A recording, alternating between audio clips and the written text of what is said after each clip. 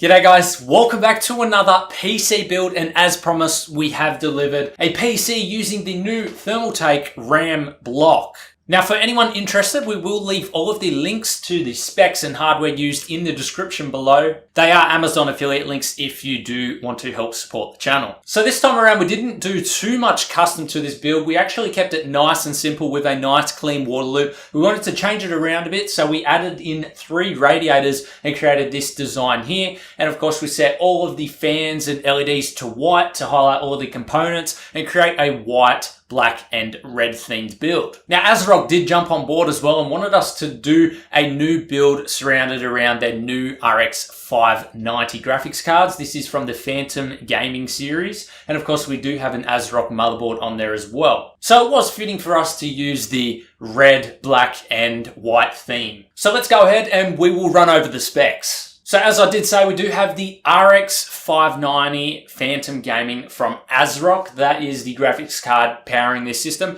I've not been able to test it yet, so I'm looking forward to actually doing some benchmarks on this graphics card as well. So if you guys want to see them, let me know down in the comments below. For the motherboard, we have the Asrock X470 Gaming K4 motherboard, and this is paired with a Ryzen 7 2700X. Now the 2700X is a great performing CPU, and this motherboard provides all of the support that we need to get the most out of this CPU. We also have RGB headers and M.2 support, which is exactly what we needed to power all of this hardware. Speaking of the M.2 support, we did end up going with a 480GB SSD from XPG. Now this is our main boot drive in the M.2 slot on this motherboard, and we do use it for various games and of course our operating system. The RAM itself, as I said, is from Thermaltake. We do have 32GB of DDR4 memory. This is running at 3200 MHz speeds, and of course we do have the new Thermaltake block on top of them.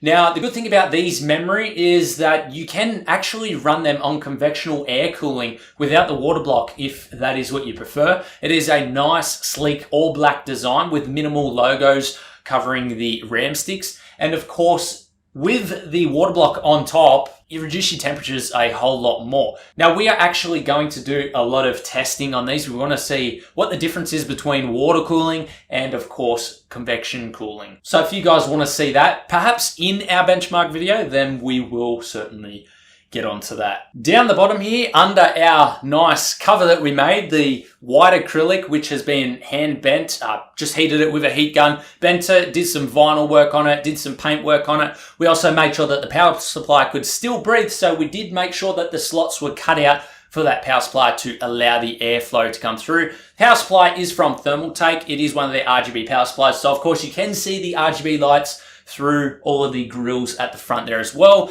We also did the vinyl work, as I said, on the front to match the design on the graphics card, the Phantom Gaming design. And of course, the white was only fitting because we are using a white case. Speaking of the case, we are using the Thermaltake Core P5 in white. Really good case for showcasing hardware, as everything is out in the open and you can view it, and it can also be mounted to the wall, which is a really cool feature about this case as well. And last but not least, our cables are from CableMod. They are the premium sleeved extensions with the aluminium cable combs in white. There's not too much more to say about this build. I did set it up in a way that I could drain it very easy, even though there is actually no drain valve on it. The good thing about this is each radiator on each side has a port, so I can drain the radiators fully. And of course, I did leave a free port down here, which the liquid can drain out to as well. So what I will probably do is put like a container or something to actually catch the liquid underneath this port and open that up. And then I can allow the radiators to drain the same way as well, catching the liquid in a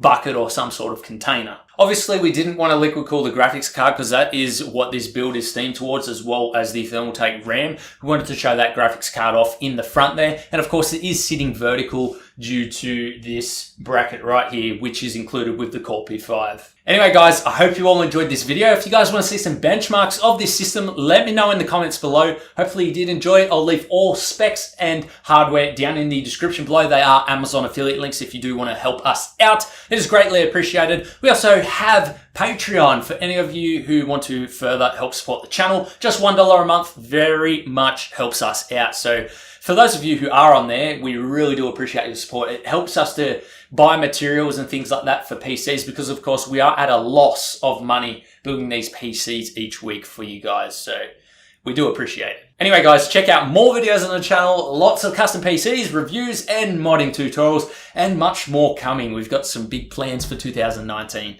We'll see you guys in the next one.